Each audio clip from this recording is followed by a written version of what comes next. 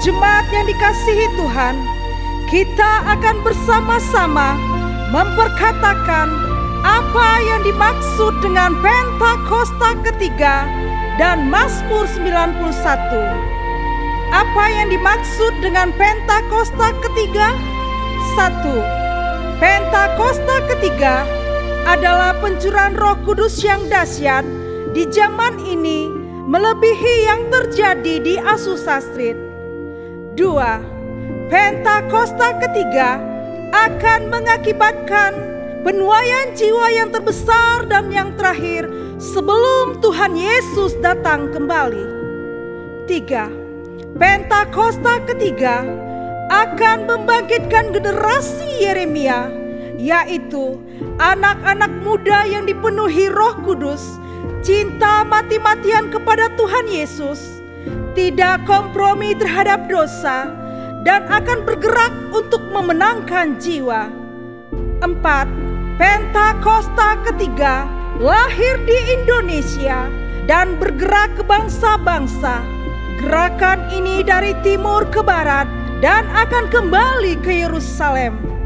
5. Pentakosta ketiga akan memberikan kuasa untuk menyelesaikan amanat agung, dan setelah itu Tuhan Yesus akan datang kembali.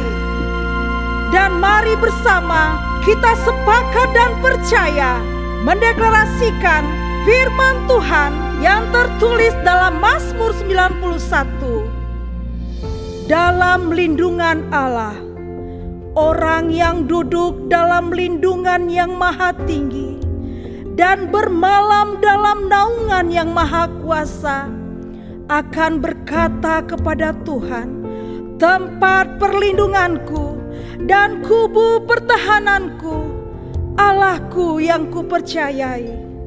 Sungguh, Dialah yang akan melepaskan engkau dari jerat penangkap burung, dari penyakit sampar yang busuk. Dengan kepaknya Ia akan menudungi engkau, di bawah sayapnya engkau akan berlindung. Kesetiaannya ialah perisai dan pagar tembok. Engkau tak usah takut terhadap kedahsyatan malam, terhadap panah yang terbang di waktu siang, terhadap penyakit sampar yang berjalan di dalam gelap, terhadap penyakit menular yang mengamuk di waktu petang. Walau 1000 orang rebah di sisimu dan 10.000 di sebelah kananmu, tetapi itu tidak akan menimpamu. Engkau hanya menontonnya dengan matamu sendiri dan melihat pembalasan terhadap orang-orang fasik. Sebab Tuhan ialah tempat perlindunganmu, yang maha tinggi telah kau buat tempat perteduhanmu. Malapetaka tidak akan menimpa kamu, dan tulah tidak akan mendekat kepada kemahmu. Sebab malaikat-malaikatnya akan diperintahkannya kepadamu untuk menjaga engkau di segala jalanmu. Mereka akan menatang engkau di atas tangannya, supaya kakimu jangan terantuk kepada batu. Singa dan ular tedung akan kau langkahi. Engkau akan menginjak anak singa dan ular naga. Sungguh hatinya melekat kepadaku, maka aku akan meluputkannya. Aku akan membentenginya, sebab ia mengenal namaku. Bila ia berseru kepadaku, aku akan menjawab. Aku akan menyertai dia dalam kesesakan. Aku akan meluputkannya dan memuliakannya. Dengan panjang umur akan kukenyangkan dia, dan akan kuperlihatkan kepadanya keselamatan daripadaku. Haleluya. Amin. Berikan tepuk tangan sorak-sorai bagi Tuhan yang dahsyat dalam setiap kehidupan kita saudara semua. Haleluya. Di nama Tuhan semuanya, shalom. Saudara, saya percaya saudara saat hari ini kita datang ke rumah Tuhan, kekudusan Tuhan meliputi tempat ini saudara. Kita percaya hari ini saat kita fokus pada Tuhan, maka Shekinah glory, awan kemuliaan Tuhan ada di tempat ini bagi setiap kita saudara. Hari ini maukah saudara sama-sama kita fokus pada Tuhan, pada Allah yang kudus, yang layak disembah, yang layak dimuliakan. Mari sama-sama saudara kita berdoa. Tuhan terima kasih Bapa. Terima kasih Tuhan untuk kekudusan-Mu bagi setiap kami Tuhan. Di setiap kami umat-umat-Mu Tuhan, kami datang ke rumah Tuhan. Kami siap menyembah Engkau, Allah yang berdaulat dalam setiap kehidupan kami Tuhan. Terima kasih Bapak, terima kasih Tuhan. Dalam nama Tuhan Yesus, sama-sama kita katakan, amin.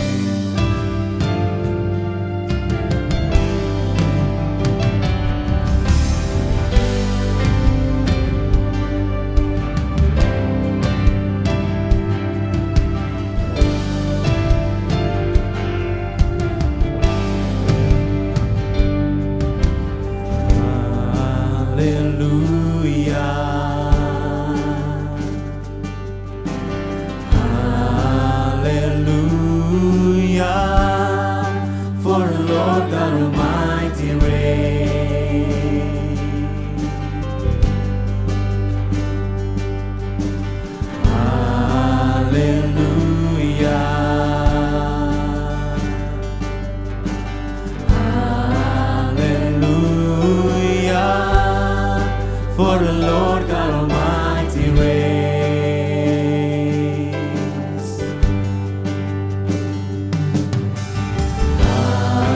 Hallelujah.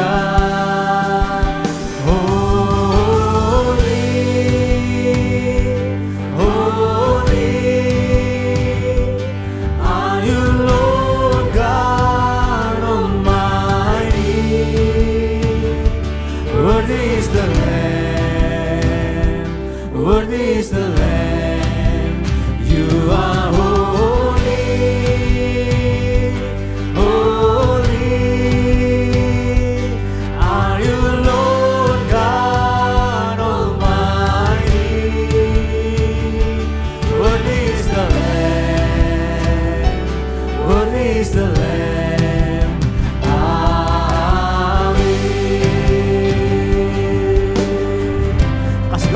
Satu Tuhan kita yang kudus saudara. Mari sama-sama saudara, mari bersatu hati sama-sama nyatakan haleluya,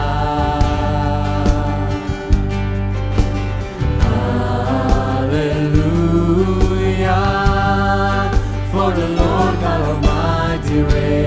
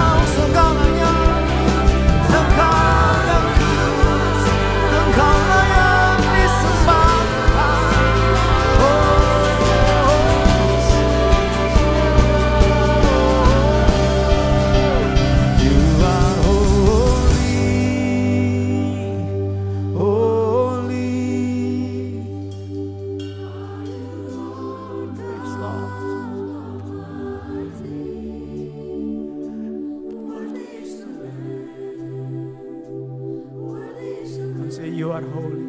You are holy.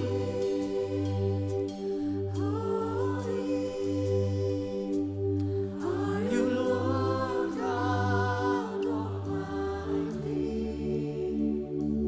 Worthy is the Lamb. Ada katakanmu saudara, katakan you are holy. You are holy. Holy are you, Lord God Almighty. Worthy is the Lamb. Worthy is the Lamb. You are holy. Holy. You are holy. Are you, Lord God Almighty? Worthy is the Lamb. Worthy is the Lamb. Worthy is the Lamb. You are holy. You are holy.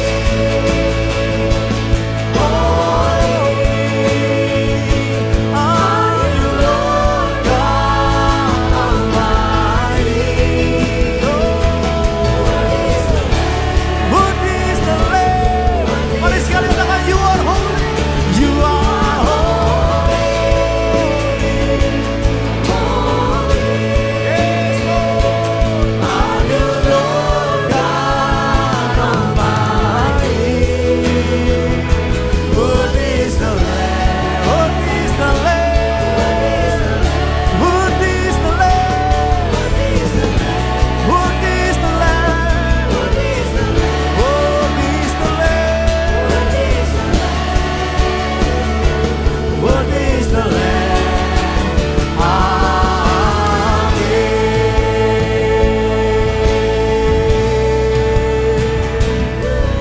You are holy. You are holy. You are holy. You are holy. You are holy. Kudus, kuduslah Tuhan. Kudus, kuduslah Tuhan. Engkau kudus. Engkau layak disembah. Ora namanya syara.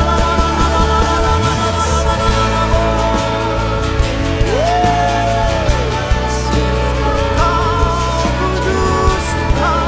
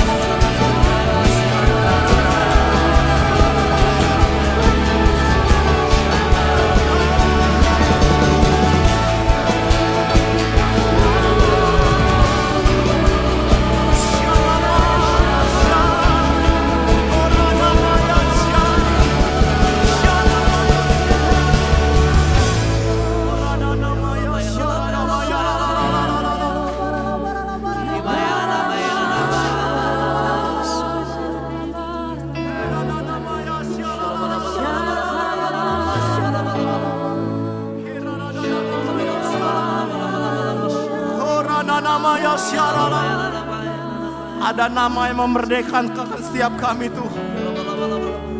Ada nama ya Kirana nama ya syara nama ya syara nama ya.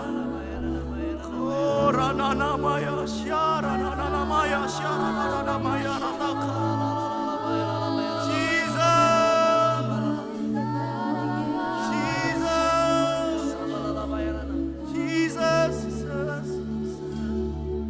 Your name is the highest. Your name is the greatest. Your name stands above them all.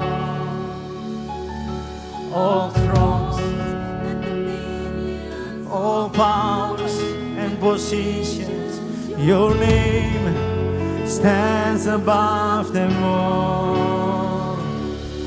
Your name is the highest. Your name is the greatest. Your name, amen, stands above them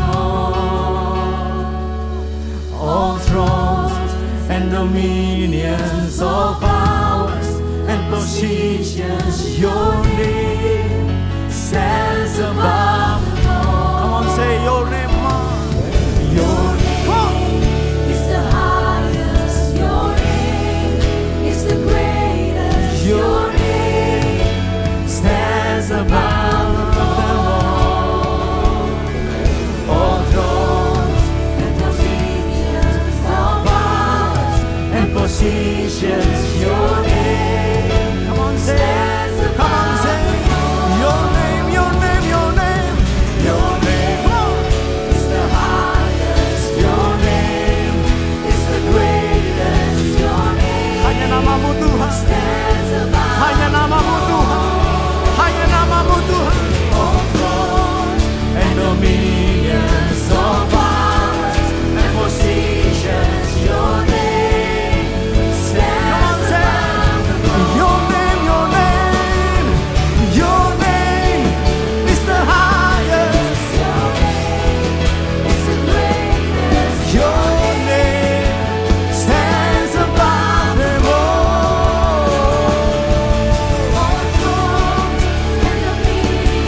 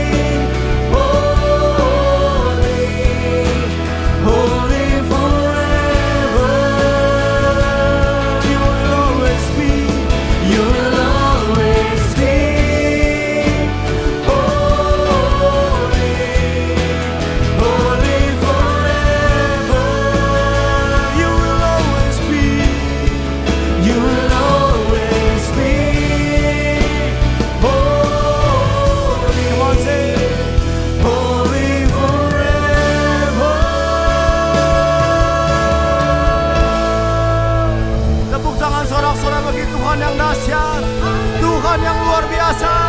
Come on, shout hallelujah. Kami menyembah Engkau Allah yang kudus dalam setiap kehidupan kami Tuhan. Terima kasih untuk kasih-Mu, terima kasih cinta-Mu dalam setiap kehidupan kami Tuhan.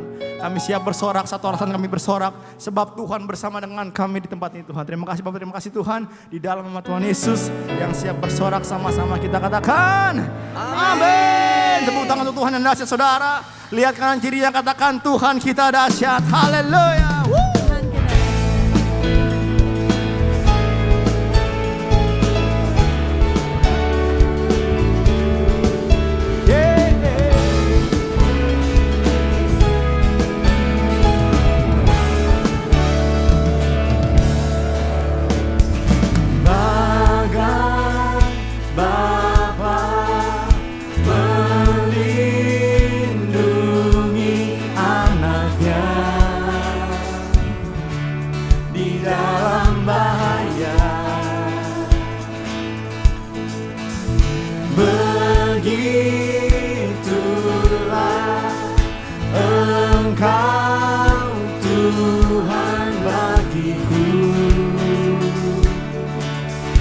Takkan pernah tinggalkan diriku.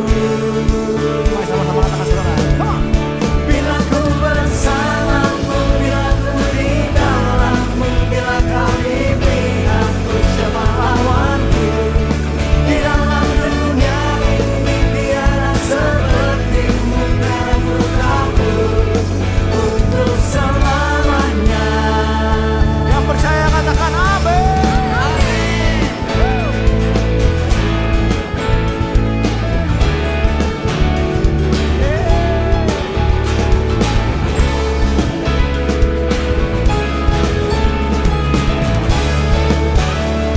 Mari sama-sama katakan saudara. Come on. Gelap malam, lembah gelap yang ada di dalam hidupku, Tapi kami percaya Tuhan Yesus takkan lagi menggetarkan hatiku. amin. Sebab Kau Tuhan kekuatan di dalam hidupku. Sama-sama. Bila ku bersamamu, bila ku di dalammu, bila Kau di pihakku, siapa lawanku?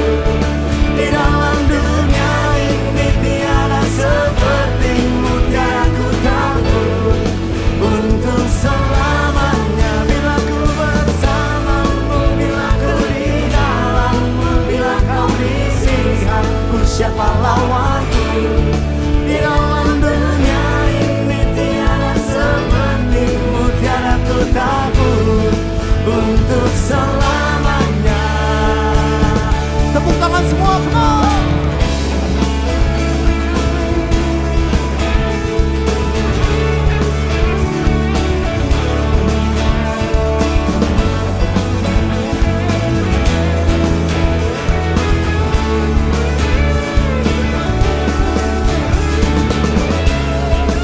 Sebab kami tidak takut bahaya, sebab Tuhan bersama dengan kami Tuhan. Kami percaya di setiap langkah kami ada Tuhan yang bersama dengan kami. Yang percaya katakan amin. Mari sama-sama kata saudara, come on. Bila ku bersamamu, bila ku di dalammu, bila Kau di pihakku, siapa lawanku? Come on.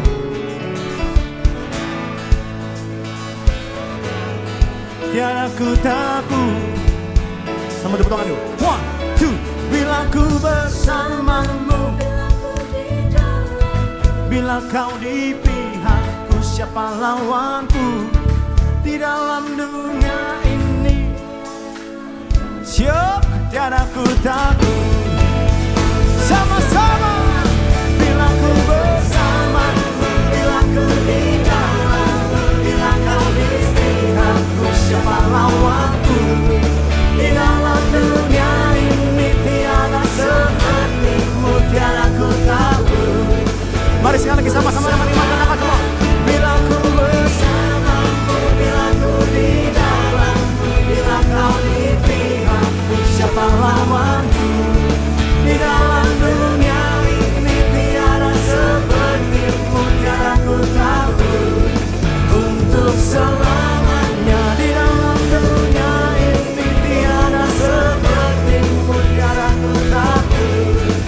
untuk selamanya. Di dalam dunia ini tiada seperti-Mu, tiada ku takut untuk selamanya.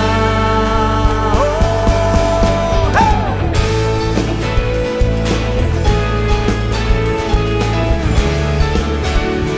Haleluya. Oh. Mari tepuk tangan sorak-sorai bagi Tuhan yang dahsyat, saudara. GBI Pernya siap lebih lagi buat Tuhan Yesus, amin. Kasih tepuk tangan yang meriah buat Allah kita yang luar biasa, come on.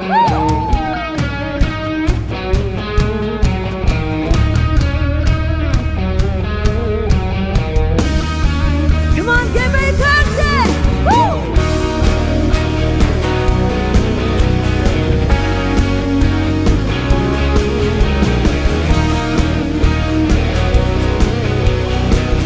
Mari sama-sama angkat pujian ini, nyatakan. Terang-Mu yang telah ubah hidupku, Kau jadikan aku ciptaan baru. Ku angkat tanganku dan memuji-Mu.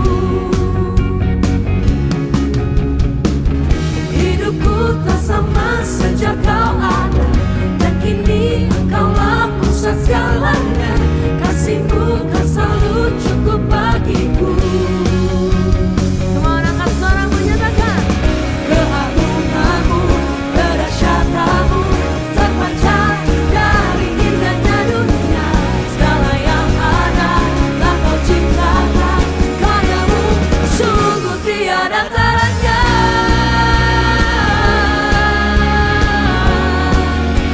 Sungguh tiada taranya.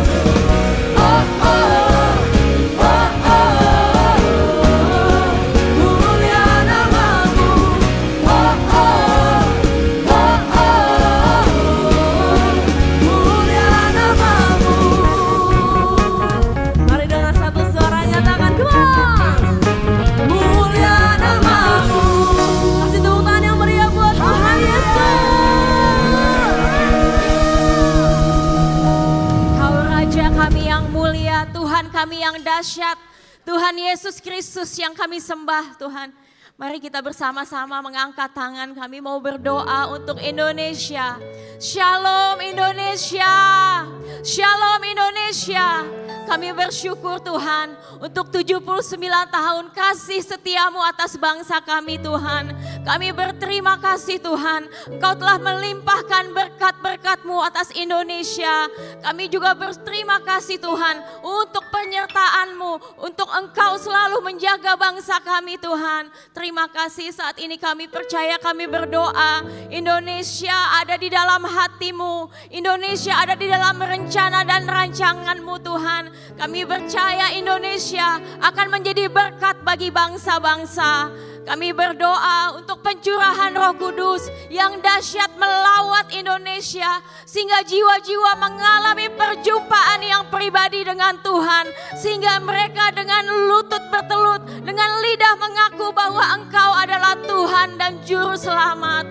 Terima kasih Tuhan, biar Engkau kirimkan hujan pertobatan atas bumi Indonesia. Indonesia akan dipenuhi oleh kemuliaan Tuhan. Terima kasih Bapak, kami juga terus berdoa untuk Presiden Jokowi dan wakilnya Pak Ma'ruf Amin. Engkau yang terus tuntun hamba-Mu Tuhan, biar dia boleh menyelesaikan setiap masa jabatannya Tuhan dengan penuh kejujuran, dengan penuh integritas, dan setiap keputusan-keputusan yang diambil hanya untuk mendatangkan kebaikan dan kesejahteraan bagi bangsa kami. Terima kasih Bapak, kami juga berdoa untuk masa peralihan pemerintahan yang baru, untuk presiden yang terpilih dan wakilnya Pak Prabowo dan Pak Gibran. Engkau terus tuntun hamba-hamba-Mu Tuhan, Engkau terus pakai Tuhan, Engkau taruh hati-Mu di dalam hati mereka Tuhan, sehingga mereka benar-benar bekerja dan berdiri untuk kepentingan dan rakyat ya Bapak. Terima kasih, saat ini kami berdoa juga ya Tuhan untuk Gembala sidang kami Pak Niko dan Gembala CK7 Dr. Yanto. Engkau urapi hamba-hamba-Mu dengan dahsyat Tuhan. Engkau berkati dengan kesehatan yang terbaik, berkati pelayanan dan pengembalaannya ya Bapak. Kami percaya Tuhan, kedua hamba-Mu akan Engkau pakai Tuhan untuk menggenapi gereja-Mu Tuhan di masa-masa ini Tuhan. Engkau juga terus menyatakan kuasa-Mu Tuhan dan kemuliaan-Mu Tuhan. Kami percaya Tuhan ada covering Tuhan yang sempurna untuk kedua hamba-Mu dan seluruh keluarga besarnya ya Bapak. Terima kasih di era Pentakosta ini Tuhan. Kami mau bawa generasi Yeremia, generasi yang akan bangkit atas gereja-gereja Tuhan, atas Indonesia dan atas bangsa-bangsa. Generasi yang mengasihi Tuhan, mencintai Tuhan, yang mempersiapkan dirinya untuk dipakai menjadi pemimpin-pemimpin di masa depan, yang hidup berkemenangan, berdampak, menjadi terang. Dan kami percaya generasi ini akan ikut mengambil bagian untuk menyelesaikan amanat agung sampai kedatangan-Mu yang kedua kali ya Tuhan. Terima kasih Bapa, hanya di dalam nama Tuhan Yesus. Haleluya, amin. Amin. Mari silakan duduk kembali Bapak Ibu yang dikasihi Tuhan Yesus. Puji nama Tuhan, kami rindu menyambut adakah yang baru pertama kali hadir di GBI PRJ, boleh lambaikan tangannya? Adakah yang baru pertama kali hadir? Ada di sebelah kanan saya, puji nama Tuhan, Shalom. Selamat datang, selamat beribadah di GBI PRJ. Bagi jemaat yang baru pertama kali hadir dapat mengisi form data jiwa baru dengan cara scan QR yang di depan layar. Dan setelah ibadah selesai dapat mengunjungi counter jiwa baru yang ada di depan ruang ibadah. Baik, kita akan menyaksikan video news untuk beberapa minggu ke depan. Tim multimedia kami persilahkan.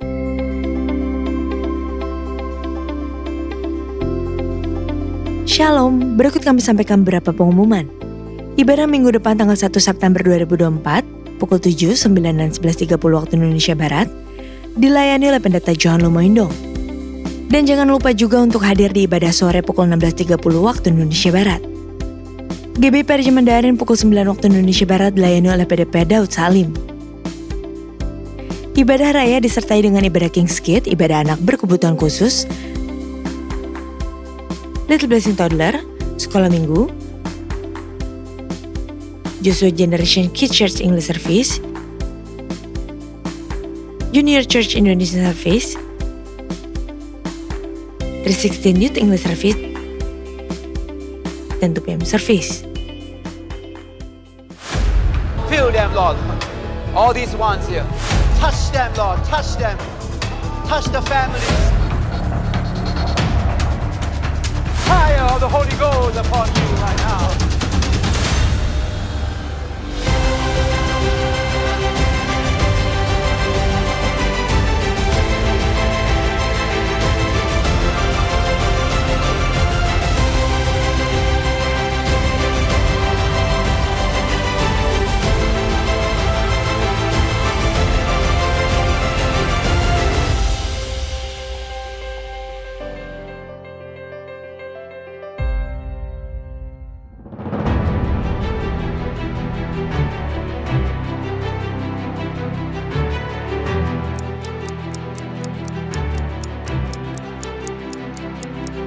Pemirsa, kecanduan gadget atau gawai pada periode emas perkembangan anak juga menjadi persoalan serius.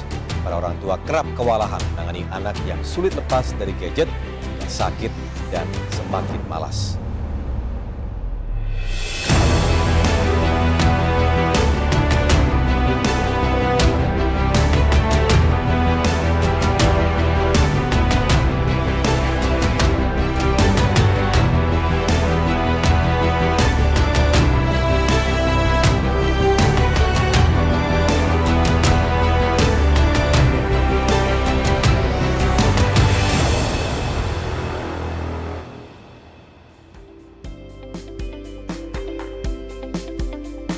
Untuk info lengkap seluruh kegiatan GBIPRJ CK7, maka Bapak Ibu dapat follow sosial media GBIPRJ baik di Instagram, TikTok, Facebook, maupun Twitter.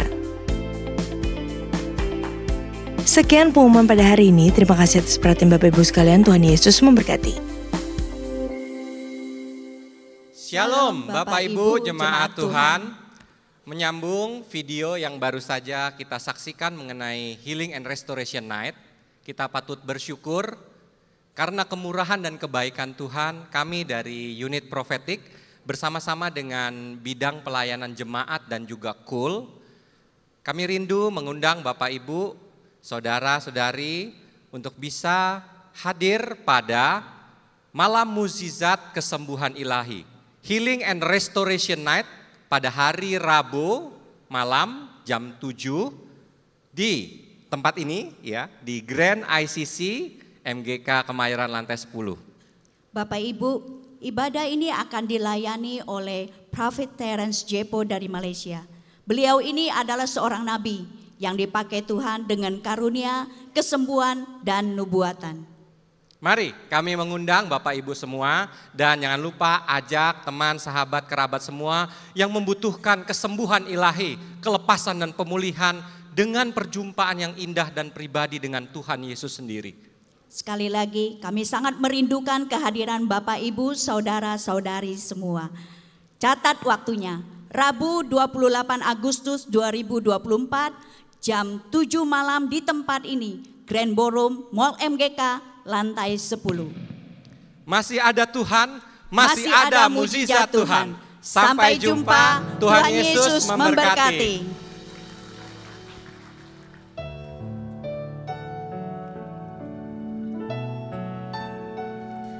Terima kasih Tuhan Yesus. Kami bersyukur kami punya Allah yang setia. Kembali kami mau nyatakan Tuhan bahwa Engkau adalah Tuhan yang sanggup membuka jalan di setiap musim hidup kami Tuhan Yesus. Terima kasih Tuhan.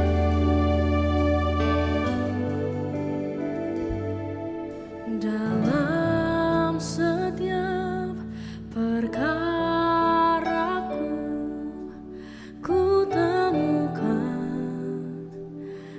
setia, tangan Tuhan memegang hidupku, menopangku. Tuhan sanggup buka jalan bagi semua yang percaya janji-Nya. Kekuatan, pertolongan selalu ada bagiku.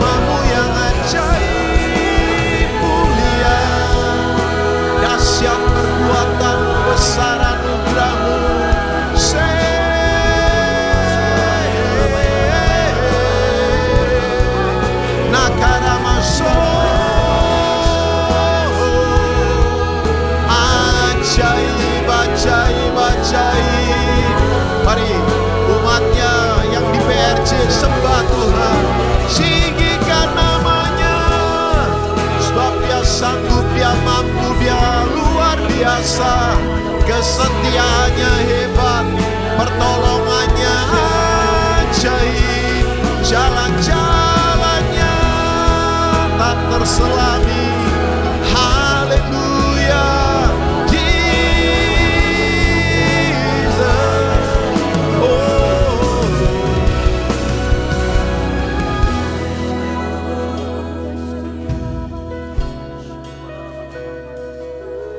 haleluya.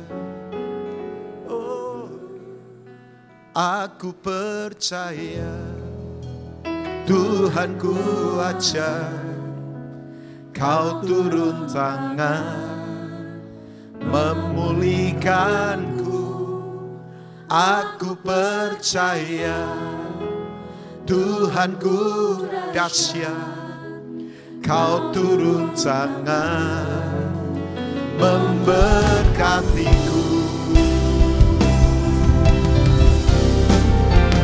Aku percaya Tuhanku ajar, Kau turun tangan memulihkanku.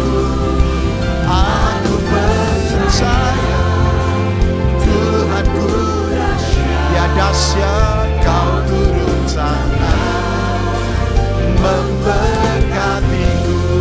Sekali lagi. Oh ya, aku percaya Tuhanku ajaib, Kau turun tangan memulihkanku. Aku percaya Tuhanku ya dahsyat, Kau turun tangan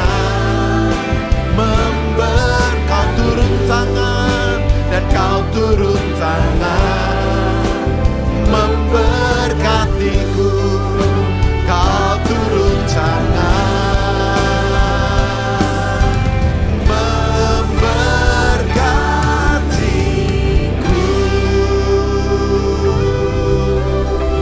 Haleluya. Mari sekali lagi angkat kedua tangan.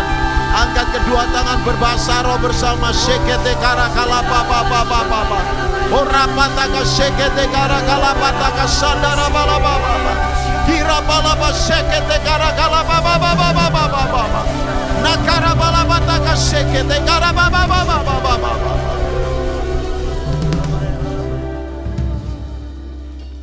Kami tahu bahwa Kau tak pernah tinggalkan kami. Kami tahu bahwa kasih-Mu begitu ekstrim, kasih-Mu sangat tidak perhitungan. Kami tahu bahwa anugerah-Mu bertubi-tubi menghujani kami tanpa henti. Kami tahu Engkau Tuhan yang sangat baik. Kami hari ini celebrate bukan untuk fokus pada persoalan kami ditolong, karena itu gampang. Tapi kami merayakan bahwa Tuhan itu dahsyat, Tuhan itu ajaib. Kami tidak mau fokus pada masalah kami, karena masalah tidak akan pernah selesai-selesai. Tapi yang kami fokuskan adalah Engkau Raja yang luar biasa. Jadi pertemuan ini bukan pertemuan yang menyedihkan. Ini pertemuan perayaan, di mana Engkau Raja segala raja kami rayakan. Kami bangga, kami kagum akan Tuhan. Situasi boleh tidak enak, boleh ada yang sakit, boleh ada yang lagi sulit. Tapi kami mau tetap berkata, Yesus Raja yang luar biasa. Engkau layak ditinggikan, Engkau layak diagungkan. Terima kasih, sudah cukup kami fokus pada kepentingan kami, bagaimana kami sembuh, bagaimana kami dilepaskan. Pasti Tuhan tolong kami. Tapi yang kami penting, yang sungguh penting dalam hidup kami rayakan bahwa Yesus Tuhan. Yesus tetap memerintah dalam hidup kami. Musim apapun, musim kering, musim hujan, musim lagi sulit, musim lagi kelimpahan, kami tetap merayakan Yesus itu Tuhan. Karena itu tujuan hidup kami. Berbicaralah, firman-Mu disampaikan, hamba terbatas, urapi hamba-Mu yang tidak ada apa-apanya ini. Sebab yang hamba ketahui itu semua datang dari Tuhan. Dan semua untuk kemuliaan nama Tuhan. Firman yang tajam, yang hidup, yang bahkan lebih tajam dari pedang bermata dua manapun, dilepaskan untuk menyembuhkan kami, menguatkan kami.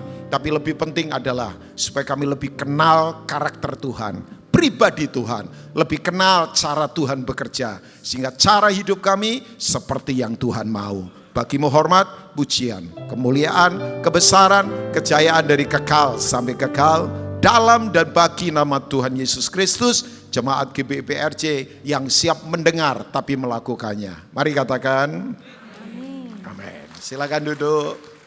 Yang ngomong amin harus lakukan firman. Loh, gak bercanda ini tadi saya doa. Shalom, apa kabar? Kok pembukaannya sudah gak enak kayaknya ya? Enggak lah. Ya, jadi senang sekali, sudah agak lama saya gak datang ke sini, ya kira-kira mungkin lebih dari sebulan. Ya enggak belum lama lah ya, kira-kira ya mungkin sebulan lebih. Jadi senang bersama Bapak Ibu semua. Gak tahu kenapa hari ini saya sampaikan hal tentang brokenness. Yaitu hati yang dihancurkan.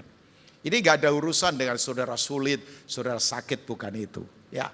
Nah, coba kita lihat ayatnya ini. Matius 26 ayat 36 sampai 46. Jadi enak ya. Matius 26 ayat 36 sampai 46. Ya, kira-kira ada 10 ayat, gak terlalu panjang-panjang. Ready foto saya kah? Ya udah. Oke, keren ya. Randy teman baik saya. Oke. Maka sampailah Yesus bersama murid-muridnya ke suatu tempat yang bernama Getsemani. Katakan Getsemani. Getsemani itu apa? Nanti saya beritahu. Lalu ia berkata kepada murid-muridnya, duduklah di sini. Sementara aku pergi ke sana untuk berdoa. Ayat 37. Ia membawa Petrus dan kedua anak Zebedius sertanya. Ya, ini John dan Yakobus. Maka mulailah ia merasa sedih dan gentar. Lalu katanya kepada mereka, hatiku sangat sedih seperti mau mati rasanya. Pernah nggak ada orang yang tiba-tiba rasanya takut betul kayak mau mati? Pernah ya? Saya pernah. Ya kadang-kadang pernah. Apalagi waktu COVID kemarin. Saya bisa rasakan tuh. Kayak apa takutnya mau mati. Ya kenapa pendeta kok takut mati? Bukan, saya nggak takut mati. Cuman kan belum pernah mati. Jadi ya hal baru kan nggak tahu kita. Ada yang pernah mati dan bangkit lagi? Enggak, cuma mau tahu saja. Kalau ada saya suruh kesaksian, saya enggak usah khotbah. Ya, enggak bisa saja yang mati suri kemudian bangun ya. Jadi belum pernah pengalaman mati kan? Oh belum. Loh, kok enggak ada yang jujur? Kan belum ya? Ya sudah mati secara dosa, kita hidup karena kelahiran baru dari Tuhan ya. Nah, tinggallah di sini dan berjaga-jagalah dengan aku. Maka ia maju sedikit lalu sujud dan berdoa. Berjaga dan berdoa. Kalau cuma berjaga tidak berdoa itu hansip namanya ya. Oke. Katanya, ya Bapakku, jikalau sekiranya mungkin biarlah cawan ini lalu daripadaku. Tetapi janganlah seperti yang ku kehendaki, melainkan seperti yang kau kehendaki. Setelah itu ia kembali kepada murid-muridnya dan ia mendapati mereka sedang tidur. Dan ia berkata kepada Petrus, tidakkah kamu sanggup berjaga-jaga 1 jam dengan aku? Ya ada penulis namanya Larry Lee, menulis buku tentang berjaga-jaga 1 jam. Ya tapi orang kemudian dogmatikan itu, oh kalau doa mesti 1 jam sehari. Nanti jadi kalkulatif. Udah doa itu setiap saat. Oh ya saya suka berdoa. Tadi pagi kenapa saya bisa nyantai? Ya saya tengah malam sudah bangun, saya sudah berdoa. Jam 1 dini hari saya sudah berdoa. Ya setelah itu tidur lagi nggak apa-apa kan? Ya, tapi jam 1 saya sudah mendoakan Bapak Ibu semua. Makanya saya tenang saja di sini. Tadi pagi sudah berdoa, udah selesai semua. Tinggal saya melakukan saja inline dengan Tuhan. Udah dan ngapain pelayanan stres-stres? Sampai bikin yang enggak usah lah. Ya pokoknya inline saja dengan Tuhan udah selesai lah kita ya. Nah kemudian berjaga-jagalah dan berdoalah supaya kamu jangan jatuh ke dalam pencobaan. Roh memang penurut tetapi daging lemah. Lalu ia pergi untuk kedua kalinya dan berdoa katanya, ya Bapakku jikalau cawan ini tidak mungkin lalu kecuali apabila aku meminumnya, jadilah kehendakmu. Dan ketika ia kembali pula, ia mendapati mereka sedang tidur sebab mata mereka sudah berat. Ia membiarkan mereka di situ lalu pergi berdoa untuk ketiga kalinya dan mengucapkan doa itu juga. Kenapa 3 kali? 1 oke, 2 itu sangat-sangat oke, tapi 3 ini ekstrimnya oke-nya sangat ekstrim. 1 biasa, 2 luar biasa. Kalau 3 kali beri sangat-sangat luar biasa. Itu tuh. Oke. Ya, setelah itu ia datang pada murid-muridnya dan berkata kepada mereka, tidurlah sekarang, istirahatlah. Lihat saatnya sudah tiba bahwa anak manusia diserahkan ke tangan orang-orang berdosa. Ya, bangunlah, marilah kita pergi. Dia yang menyerahkan aku sudah dekat. Biar ini jadi ayat profetik. Ya, kesusahan sudah sangat dekat. Aniaya sudah sangat dekat. Penderitaan sudah sangat dekat di depan mata kita ini. Oke, nah saya ingin sampaikan beberapa hal ini Bapak Ibu ya. Nah, khotbah saya kasih judulkan brokenness. Ya, bahwa ini sekali lagi, kenapa sih kita penting memahami hal ini Bapak Ibu ya? Karena beberapa hal ini yang ingin saya katakan. dalam proses apapun namanya lah, mau penderitaan, penyakit, kesusahan, kesulitan finance atau apa saja. Mari begini, tolong ubah cara memandang kita. Perspektifnya begini, bahwa Tuhan itu tidak marah. Katakan Tuhan tidak marah? Ya, Tuhan tidak benci kita, percayalah. Ya, jangan pikir, oh Tuhan tinggalkan saya. Enggak. Ya, perspektif kita, sudut pandang kita mesti berubah, Bapak Ibu. Ya, saya satu kali merenung waktu membaca manusia diusir dari Taman Eden. Makanya sekarang kita ada di Taman Eden. Ya kan dulunya kita di Eden. Eden artinya pleasure, spot of the presence of God. Tempat yang menyenangkan karena ada hadirat Tuhan. Begitu diusir, orang pikir Tuhan marah.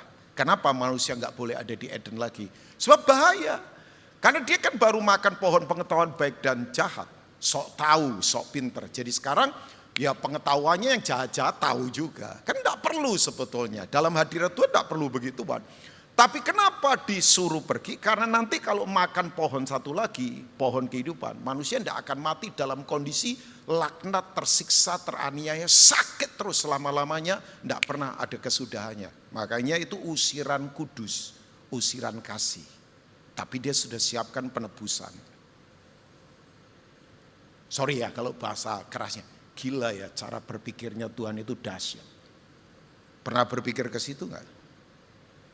Loh, itu kalau dia mereka ada mau makan pohon kehidupan, mereka hidup selama-lamanya dalam kondisi tersiksa, mau enggak? Sakit kanker stadium 4 enggak mati-mati selama-lamanya. Ngeri kan? Coba. Saya begitu merenung ini, oh my God. Kenapa kok dijaga Pak Rubin? Karena itu usiran kasih. Tapi dia sudah siapkan jalan keluarnya. Nah saya beritahu, penebusan itu bukan reaksi emosional, reaksi panik dari Tuhan karena dosa, bukan. Sudah ada di kekekalan. Ya, berimajinasi ya, Allah Bapa, Allah Anak dan Roh Kudus lagi rapat. Kita ciptakan nih langit bumi, nanti ada manusia, tiba-tiba Roh Kudus ngomong gini, lah nanti kalau dikasih free will, tiba-tiba mereka memilih yang jahat gimana? Ini di kekekalan ini, saya nggak tahu waktunya kapan, mungkin jutaan tahun secara manusia, kan sehari bagi Tuhan kan 1000 tahun. Saya nggak tahu berapa lama nggak dicerah. Wah ini imajinasi saja kok. Tiba-tiba Allah Anak berkata begini, ya nanti kalau ngambil pilihan yang salah, ya saya yang turun. Ganti mereka. Jadi come on, penebusan Golgota itu bukan reaksi emosional, bukan reaksi sesaat, bukan karena Tuhan, ya ampun Tuhan tidak pernah panik sama kita. Yang percaya katakan amin. Tuhan tidak pernah panik, bangsa-bangsa mau bikin apalah, terserahlah, ya teroris mau bikin apalah, ya orang jahat mau bikin apalah, semua mau bikin apa, terserah. Tuhan tidak pernah panik dengan begituan. Mau IMF ngomong inflasi lah, mau PBB ngomong begini, Kristen harus dihapus, kita ciptakan agama baru. Nanti PBB akan ciptakan agama baru loh di depan. Dan itu kalau jadi rule seluruh dunia, kita berat loh. Kalau tidak melekat sama Roh Kudus. Ya atas nama apa? Kristen ya gak kasih, maka sesama jenis gak boleh nikah. Masa ya orang gak boleh cerai, kawin cerai, kan gak asik. Oh iya. Ya ke depan Bapak Ibu, ke depan. Bapak Ibu pikir ini biasa? Gak apa-apa, Tuhan gak pernah panik. Tuhan tetap tertawa, Tuhan tetap pegang kendali, Tuhan tetap berdaulat, Tuhan tetap mengasihi kita, Tuhan tetap sayang kita. Oke, nah sekarang Bapak Ibu kembali. Dalam proses mari perspektif kita berubah. Nah, saya katakan begini Bapak Ibu. Apa sih arti nama Getsemani? Getsemani itu artinya tempat pemerasan zaitun. Ya, dalam anugerah Tuhan saya mungkin 15-16 kali ke Taman Getsemani. Ya, yang diyakini itu tempat Yesus berdoa. Yang pernah ke sana pasti tahu kan, bahwa itu di situ ditemukan secara arkeologi. Ada tempat pemerasan zaitun. Yaitu diyakini memang kepunyaan seorang pengusaha kaya zaman itu. Ya, nah begini Bapak Ibu. Artinya Getsemani itu memang pemerasan. Kenapa perlu diperas supaya yang keluar murni? Jadi saya bilang kalau pendeta lagi dimurnikan, lagi diserang kiri kanan kekristenan, gak apa-apa. Buat saya biasa saja. Malah saya selalu bilang, tolong buka semua hal dalam diri saya. Saya tidak takut Bapak Ibu. Ya. Gak apa-apa dong. Ya artinya Bapak Ibu coba teliti hidup saya. Bener gak Pak Rubin ini cara hidupnya gimana ini? Cara hidupnya ngawur gak? Gak apa-apa. Bagaimana ini Pak Rubin berkeluarga? Gak apa-apa. Curigai saya. Ya tapi kan gak mungkin Bapak Ibu kirim intelijen ke rumah saya selidiki. Tapi kalau ada yang mau silahkan juga. Ya alamatnya Indra tahu kok. Nah maksud saya begini, gak apa-apa. Memang betul. Pemurnian itu, ya semua tekanan itu membuat kita dikembalikan lagi. Nah apa yang harus kita hidupi dalam kita lagi mengalami proses apapun namanya. Penderitaan lah, kesulitan lah, kesusahan lah. Sorry, jangan cengeng Bapak Ibu. Maaf ya, jangan cengeng di kesusahan, jangan. Saya pergi ke Tobadak belum lama, itu kira-kira 12-14 jam dari Makassar. Kan saya rutin ya setahun sekian kali turun ke daerah, tinggal di perumahan penduduk, tinggal tidur di situ, pelayanan, kumpulin pendeta-pendeta, ya dengan tim, ya saya diskusi sama mereka, nggak mau datang sok tahu bahwa orang kota rasa hebat, paling pintar, pengetahuan banyak, come on, saya bantai yang begituan itu, nggak ada itu. Wong saya di situ dipikir tukang sound system. Lah mereka tidak kenal saya pakai biasa. Asik sekali kita diskusi bagaimana ke depan, pertanian bagaimana dibangun, ketahanan pangan bagaimana, terus kemudian pemberdayaan jiwa-jiwa bagaimana, orang kemudian dilatih. Teman-teman kan ahli yang di pertanian, peternakan, ahli di pendidikan apa, kita ngatur strategi banyak. Gereja kan begitu kan, eklesia.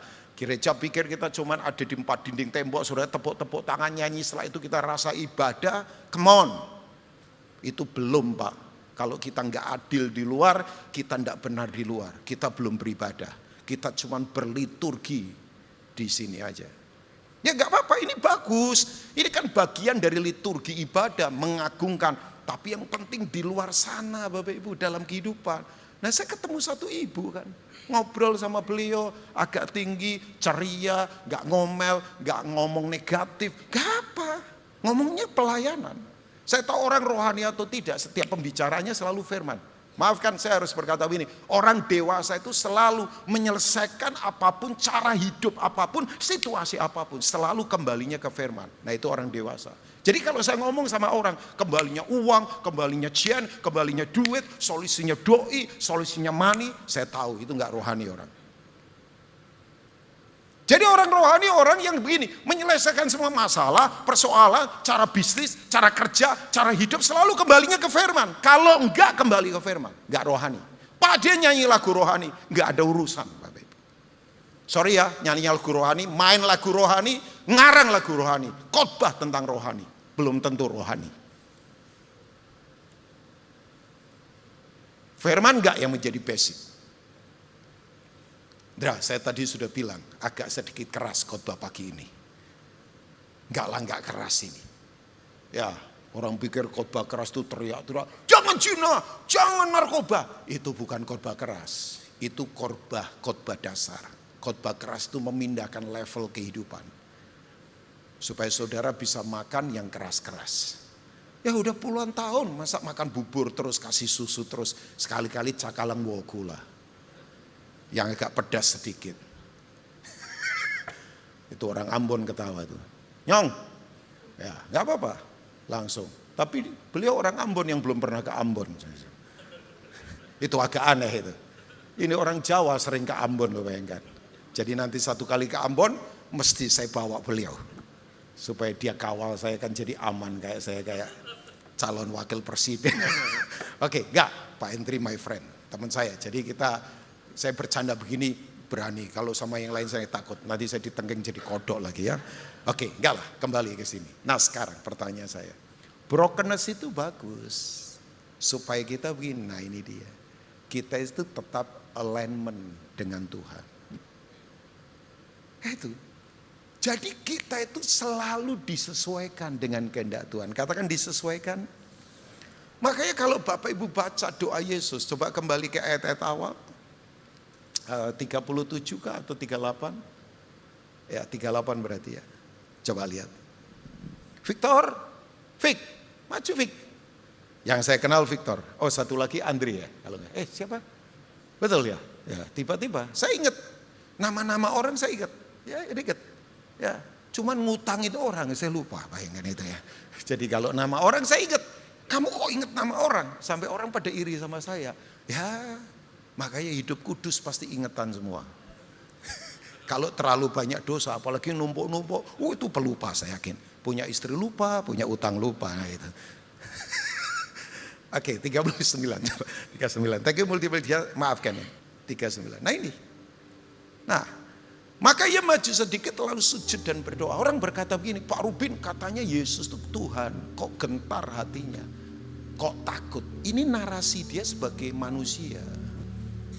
Apa pentingnya menjelaskan itu? Supaya saudara tahu dia itu bukan Tuhan yang ongkang-ongkang kaki, tendang-tendang orang dari atas kayak main catur. Plak. Plak. Enggak.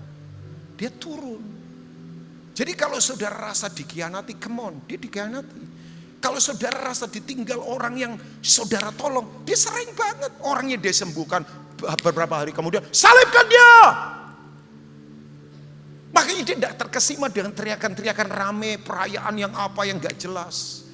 Karena orang ngomong, hidup anak Allah, son of David, paginya, salibkan dia.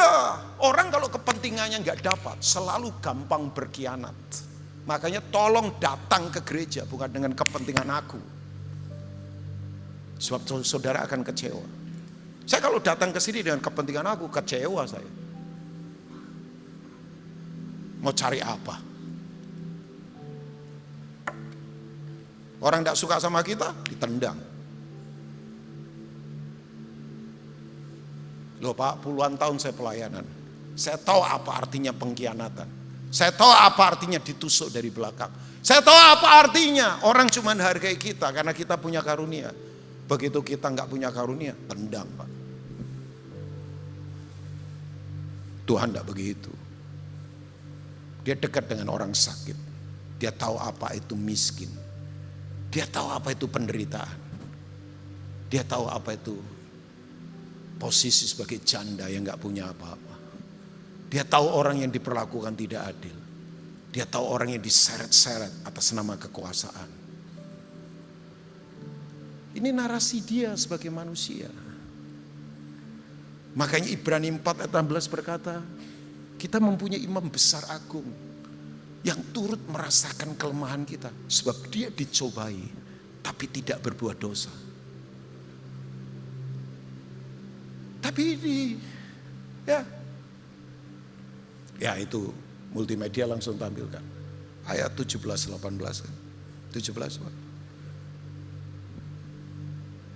Kok dia bukakan padahal saya tidak nyuruh buka. Ya gak apa-apa. Sis atau tante. Atau sis atau tante lagi. Sis atau bro. Kita kembali lagi yuk ke ayat 39 tadi. Dari Matius 26. Ya thank you ya. Maka ia maju sedikit lalu sujud berdoa, katanya, ya Bapakku, jikalau sekiranya mungkin biarlah cawan ini lalu daripadaku, tetapi janganlah seperti yang ku kehendaki, melainkan seperti yang engkau kehendaki. Not I will, but your will be done. Jadi tujuan brokenness itu supaya kita tetap alignment with God. Kita itu tetap disesuaikan dengan kehendak Tuhan. Karena tuh hidup sesuai kehendak Tuhan itu tidak bisa lewat baca buku. Sorry ya, baca buku membuat otak kita pintar. Khotbah membuat kita pengetahuan banyak. Tapi yang membuat kita ngalami Tuhan itu adalah crash. Crash itu tujuannya begini, supaya harapan kita tidak bergantung lagi pada aku dan pada manusia, tapi pada Tuhan. Kan di dalam kita itu, sorry ya, ada cacat-cacat yang perlu dikeluarkan. Kita sombong, kita angkuh, kita congkak, kita rasa diri mampu, kita bisa, kita remehkan orang lain. Dan itu perlu kembali disesuaikan dengan kehendak Tuhan. Ya ampun, orang kadang-kadang baru pelayanan terkenal sedikit saja kepalanya besar.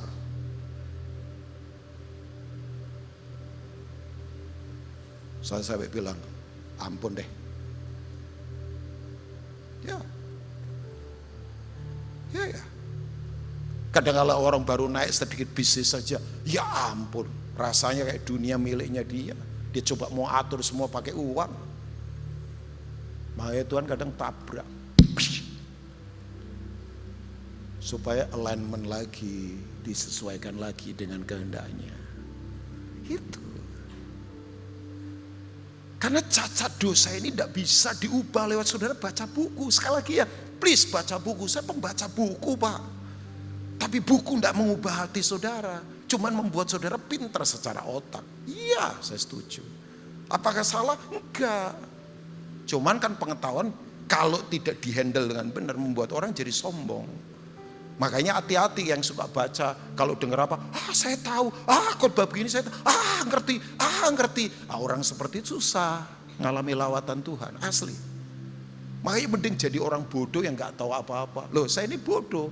Wong IQ saya itu di bawah 100, jadi saya ini perbatasan antara bodoh dengan bego sebetulnya. Nah, gak apa-apa ketahuan saya. Kalau saya tidak bergantung pada Roh Kudus, habis saya.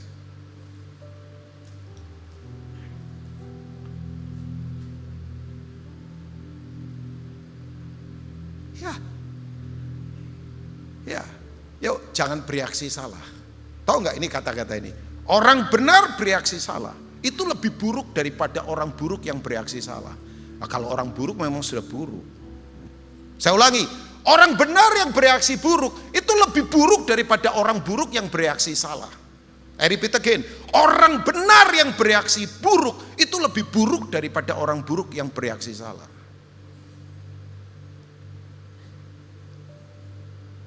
Bukunya John Bevere, judulnya Umpan Iblis. Buku bagus itu.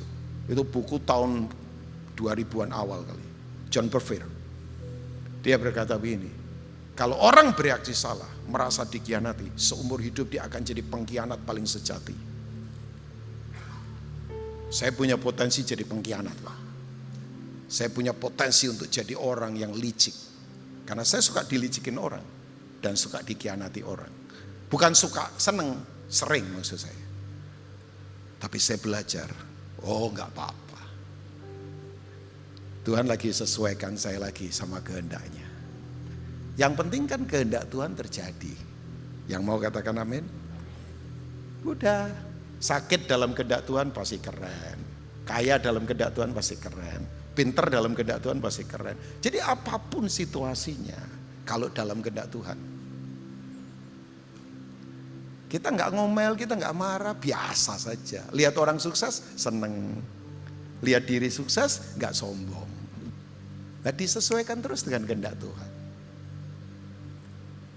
Saya bernafas untuk kehendak Tuhan. Saya ngobrol untuk kehendak Tuhan. Saya khotbah untuk kehendak Tuhan. Saya berkeluarga untuk kehendak Tuhan. Saya pergi kemana untuk kehendak Tuhan. Saya berolahraga, ya fisik saya supaya sehat untuk kehendak Tuhan. Nggak ada yang lain. Susah apa hidup kita? Oke?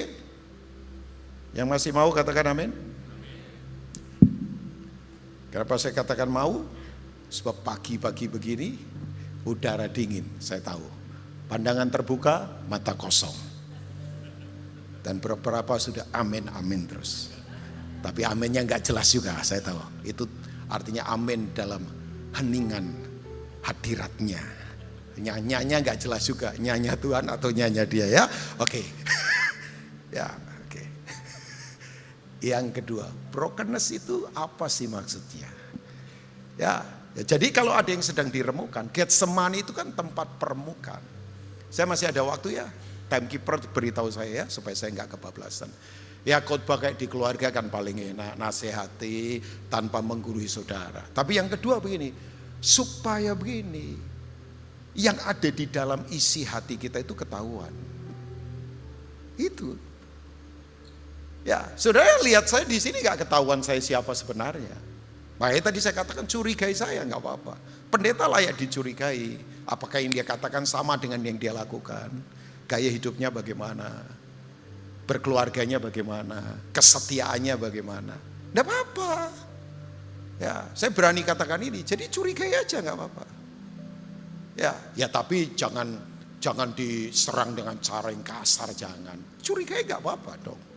Supaya kita tetap murni. Saya masih ingat satu kali kakak rohani saya itu honeymoon.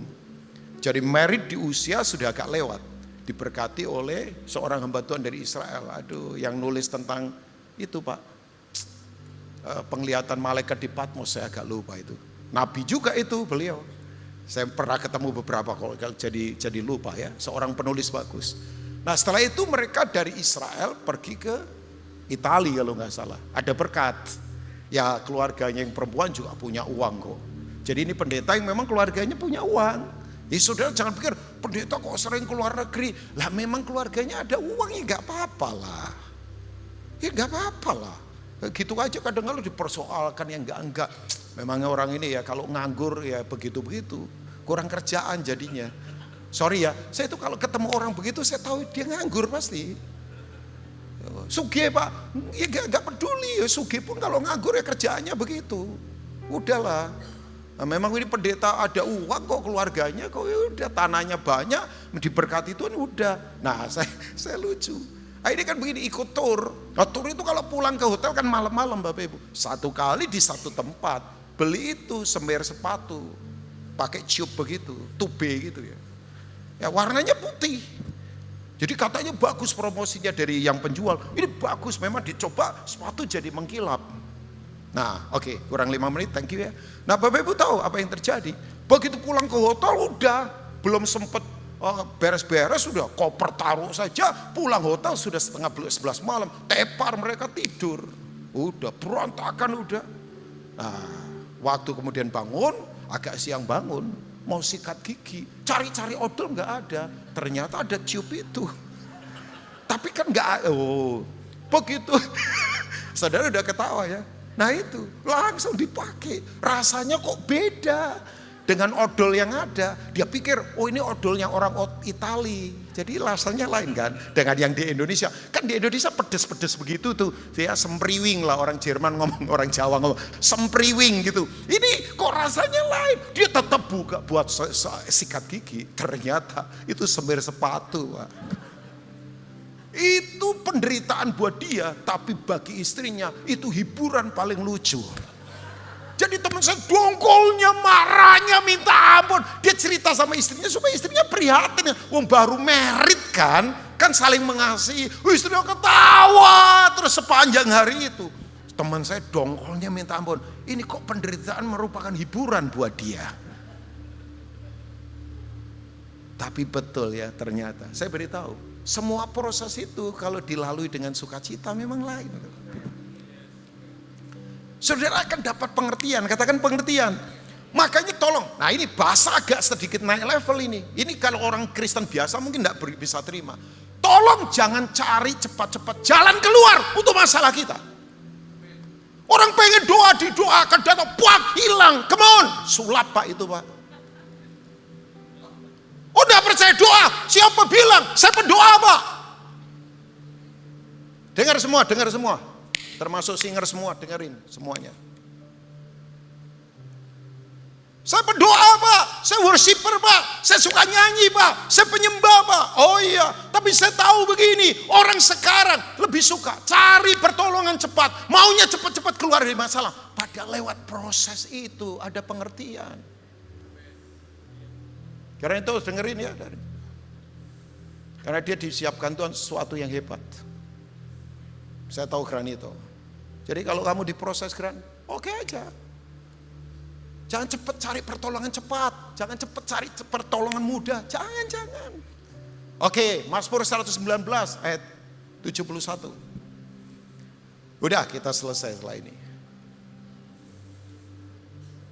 71 please.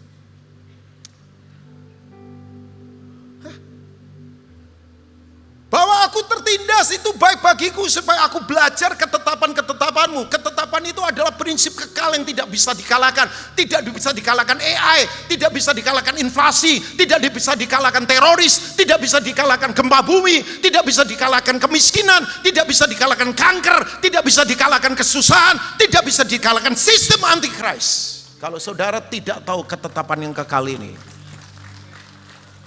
Nah ini sukacita saja. Karena pengertian jauh lebih penting daripada sekedar mendapat jalan cepat, murahan. Makanya orang yang cepat-cepat pengen keluar dari masalah, akarnya nggak dalam.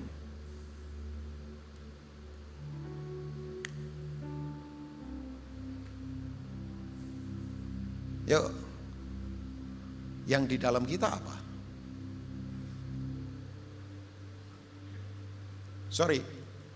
Panggung bisa hasilkan artis, tapi mezbah hasilkan para petempur. Panggung ini bisa hasilkan para artis. Pak, ini ibadah loh, artis rohani bisa, pendeta artis bisa, tapi hanya di mezbah. Orang suka di panggung, tapi tidak mau di mezbah, karena di mezbah dibakar, di mezbah habis.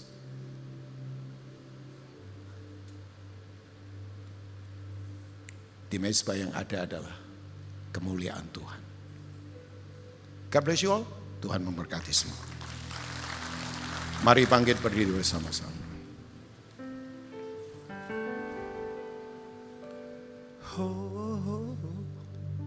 Ujilah aku Tuhan,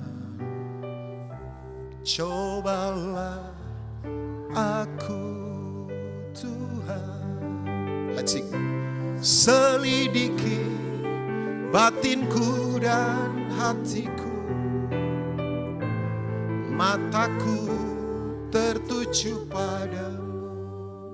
Dari hati yang paling dalam, aku cinta padamu Tuhan.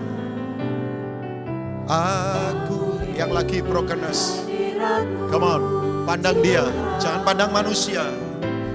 Aku ingin selalu dekat padamu, oh ya, menikmati kehadiranmu. Let's sing, angkat tangan. Ku nyanyi Hosana bagi Rajaku yang duduk di tahta. Aku muliakan dan ku agungkan, kau layak disembah.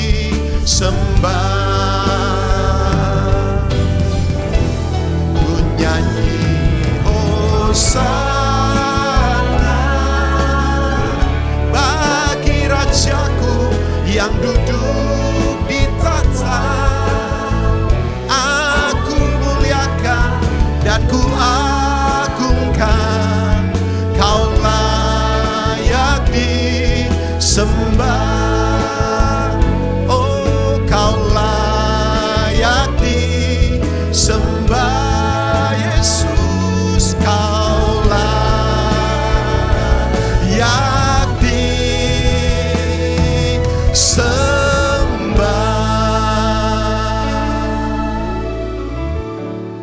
Taruh tangan di dada. I want pray for you all. Hamba berdoa untuk umatmu yang ada di ibadah satu ini. Suaramu sudah diperdengarkan. Ini bukan ide hambamu, tapi ini hatimu. Tuhan, kami mau untuk selalu alignment dengan Tuhan. Kami mau Engkau tahu apa yang ada di hati kami. Karena kami tahu pencobaan yang kami alami itu biasa. Sebab Tuhan sudah memberi jalan keluar. Sehingga kami bisa menanggungnya. Engkau tidak pernah marah, Engkau selalu sayang kami. Berkati hari ini. Dalam nama Tuhan Yesus, yang tawar dikuatkan, yang gemetar ditegakkan, yang sakit disembuhkan. Demi dan bagi kemuliaan Tuhan Yesus, mari semua kita katakan, amin. God bless you all. Silakan duduk Bapak Ibu Saudara semua. Baik, puji nama Tuhan, sudah diberkati, amin. Terima kasih kepada hambanya Bapak Pendeta Robin Ong untuk firman Tuhan, Tuhan memberkati Bapak dan juga keluarga yang ada dalam pelayanan dan pekerjaan Tuhan. Baik, kita akan memberikan persembahan saudara, mari persiapkan persembahan terbaik bagi Tuhan. Saudara dapat memberikan persembahan melalui amplop, yang memerlukan amplop bisa angkat tangannya, nanti pengerja akan membantu. Saudara juga dapat memberikan persembahan melalui kris yang ada di kursi saudara, bisa di scan dan pastikan pada saat Anda men-scan kris yang ada tercantum atas nama kolekte GBI PRJ.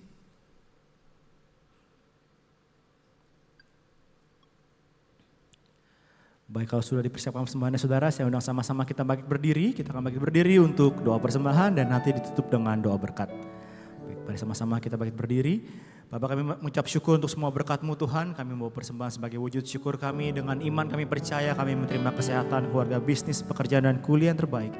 Ini adalah waktu memberikan persembahan di dalam nama Tuhan Yesus Kristus. Sama-sama kita katakan, amin. Segalanya yang ku miliki, semuanya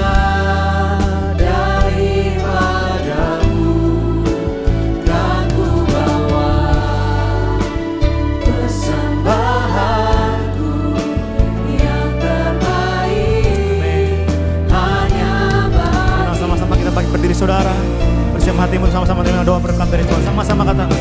Segalanya yang ku miliki, semuanya daripadamu, kan ku bawa persembahanku yang terbaik hanya bagimu, kan ku bawa persembahanku yang terbaik hanya bagimu.